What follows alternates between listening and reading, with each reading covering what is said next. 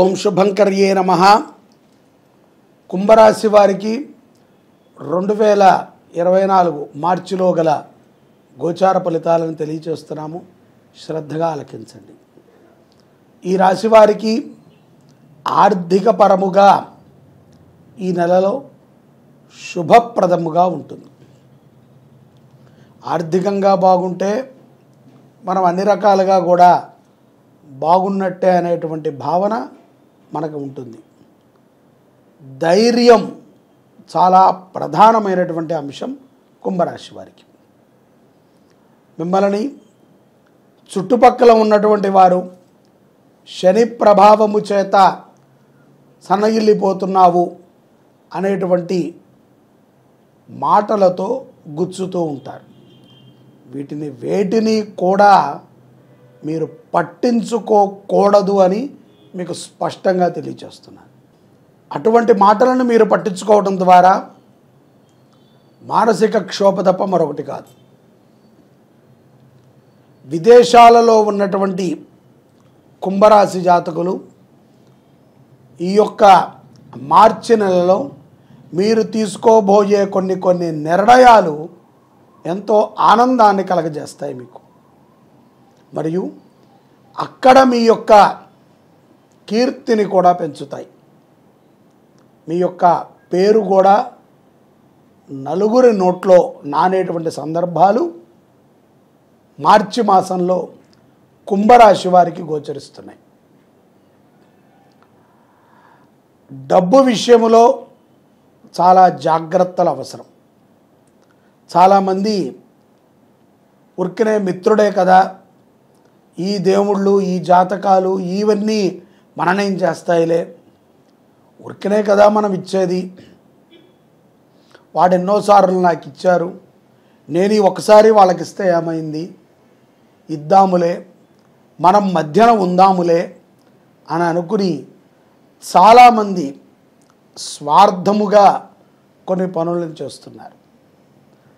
ఇప్పుడు ఈ కుంభరాశి వారికి మార్చి నెలలో ఈ యొక్క శని ప్రభావము చేత మీరు మధ్యవర్తిత్వము ఉండి ఎవరికైనా ఇప్పించినా, మీరు ఇమ్మని చెప్పినా, మాట సహాయము చేసినా అది రేపొద్దున మెడకి చుట్టుకుంటుంది.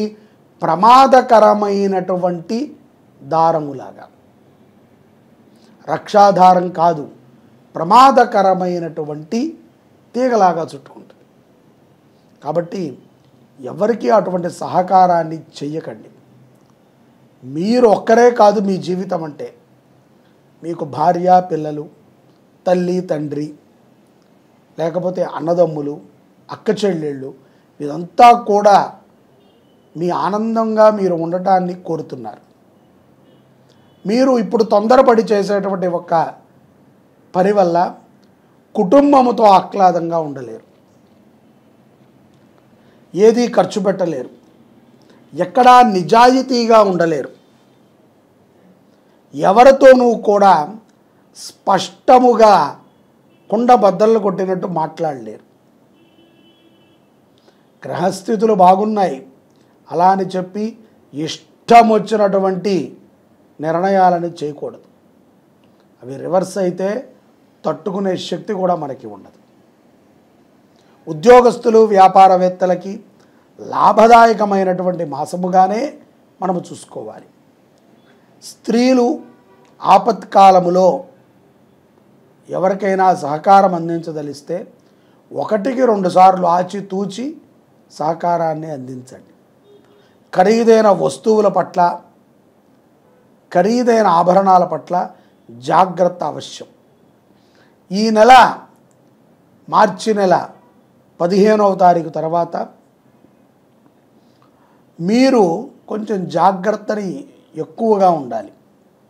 సహజంగానే జాగ్రత్తగా ఉంటున్నారు శని ప్రభావం చేత, కానీ ఇంకా జాగ్రత్తగా ఉండాలి. ఊరికనే మెట్లెక్కుతూ జారిపడే సందర్భాలు, వైద్యుణ్ణి సంప్రదించేటువంటి సందర్భాలు గోచరిస్తున్నాయి. తండ్రి విషయములో, తండ్రికి సంబంధించినటువంటి ఆరోగ్య విషయంలో చాలా జాగ్రత్తని వహించాలి. కుంభరాశి స్త్రీలు తండ్రికి మొప్పు ఉన్నది, ఏదైనా హార్ట్ సంబంధించిన సమస్య, బీపీనో షుగరో ఉంటే మంచి వైద్యులకి చూపించండి, మంచి మెడిటేషన్ చేయించండి, మంచిగా ఆ యొక్క మందులని వాడండి, ఆయన ఆరోగ్యాన్ని జాగ్రత్తగా కాపాడండి. అది కుమార్తెగా మీ బాధ్యత. విద్యార్థులు ఎవరైతే కుంభరాశి జాతకులు చదువుకుంటున్నారో వారికి మంచి కాలమనే మనం చెప్పుకోవచ్చు. ఈ కాలంలో వారు ఉత్తీర్ణులుగానే ఉంటారు. ఈ యొక్క మార్చి 15వ తారీఖు తర్వాత కుంభరాశి జాతకులు భార్యాభర్తల మధ్య సానుకూలత ధోరణి పెంచుకోవాలి, లేకపోతే గొడవలు మరింత పెరుగుతూ ఉంటాయి. విడాకుల దాకా వెళ్ళటము, చిన్న విషయానికి కొట్టుమిట్లాడటము, భార్యను వదిలి భర్త దూరంగా ఉండటము, భర్తని వదిలి భార్య దూరంగా ఉండటము, అవమానాలు, అనుమానాలు, ఊరికినే చవాకులు పెవాకులు చెల్లకూడదు. మీ ఇద్దరి మధ్య వేరే వారిని దూరేటువంటి సందర్భాన్ని దయతో చేయకండి. సమాజంలో నీతిగా న్యాయముగా ఉండాలి. న్యాయపరమైనటువంటి పోరాటాల యందు కుంభరాశి జాతకులు అఖండమైనటువంటి విజయాన్ని పొందేటువంటి సమయం మరికొద్ది రోజులలోనే ఉంది. కాబట్టి వేచి ఉండండి. అన్నదమ్ముల మధ్య సయోధ్యని కుదుర్చుకోండి. ఆస్తి వ్యవహారములో మోసపూరితమైనటువంటి వ్యక్తులని కుంభరాశి జాతకులు నమ్మవద్దు. తద్వారా మీకు వచ్చేది కొంత, పోయేది చాలా. కాబట్టి జాగ్రత్తగా ఉండాలి. అలాగే పూర్వమైనటువంటి దేవాలయాలు, అంటే ఎక్కడో పురాతనమైనటువంటి దేవాలయాలు ఉంటాయి, అటువంటి దేవాలయాల దర్శనము కుంభరాశి వారికి లాభదాయకం. వాహన ప్రయాణ విషయంలో కూడా చాలా జాగ్రత్త అవసరం. దూర ప్రయాణములు చేయటం ద్వారా కొంత ఆహ్లాదముగా ఉంటారు. అయినప్పటికీ పురాతనమైనటువంటి దేవాలయ దర్శనాలు చాలా లాభాన్ని, సంతృప్తిని, భగవంతుడి యొక్క అనుగ్రహాన్ని కుంభరాశి వారికి అనుగ్రహిస్తాయి.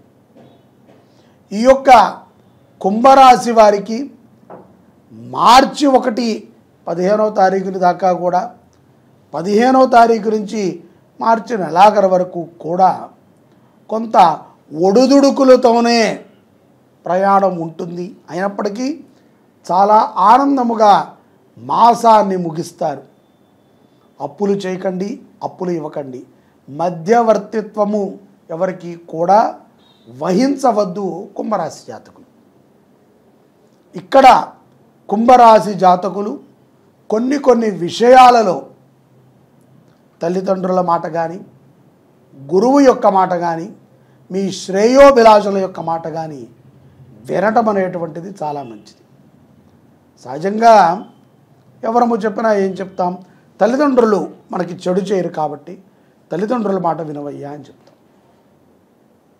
కానీ కొంతమందికి దురదృష్టవశాత్తు తల్లిదండ్రులు ఈ లోకంలో లేకపోతే వారికి గురువు, సరే గురువు కూడా లేకపోతే ఆప్తమిత్రుడు, వీళ్ళు చెప్పినటువంటి మాటలు మన శ్రేయోదాయకానికి కాబట్టి వినటం అనేటువంటిది మంచిది.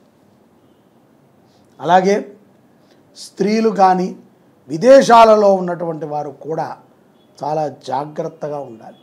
తొందరపాటుతో, ఏమరపాటుతో కఠినమైనటువంటి పనులను చేసి దుఃఖపాలితము కాకూడదు.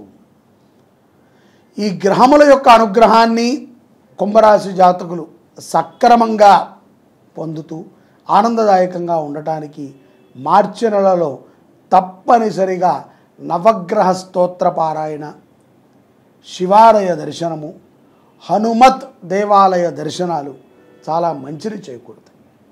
అలాగే అన్నదానము చెయ్యటము, అన్నదానములో నూనె పదార్థాలని దానము చేయటము, లేకపోతే నెయ్యిని దానము చేయటము, తిరగమూత దినుసులలో ఆవాలు, జీలకర్ర, మెంతులు ఇత్యాది వాటిని సమకూర్చటము ద్వారా శని ప్రభావము నుంచి ఈ యొక్క కుంభరాశి జాతకులు బయటపడతారు.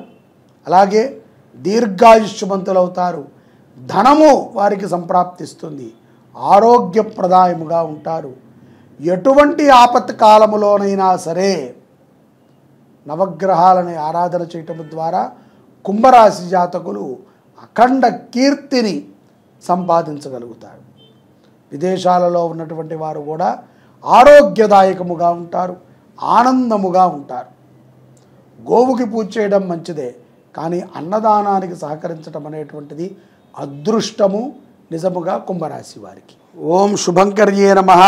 గౌరం కుంకుమ పంకిలం సుతిలకం వ్యాపాండుగండస్థలం భ్రూవిక్షేపకటాక్ష వీక్షణలసత్ సంసక్త కర్ణోత్పలం స్నిగ్ధం బింబపలాదరం ప్రహసితం నీలాలకాలం కృతం వందే పూర్ణ శశాంకమండల నిభం వక్త్రం హరస్యోత్తరం. ఓం నమ శివాయ. మనము శివరాత్రికి వచ్చేసాము. శ్రీ శోభకృత నామ సంవత్సరములో మార్చి 8వ తారీఖు మహాశివరాత్రి మనందరము కూడా ఆచరణ చేసుకుంటున్నాం.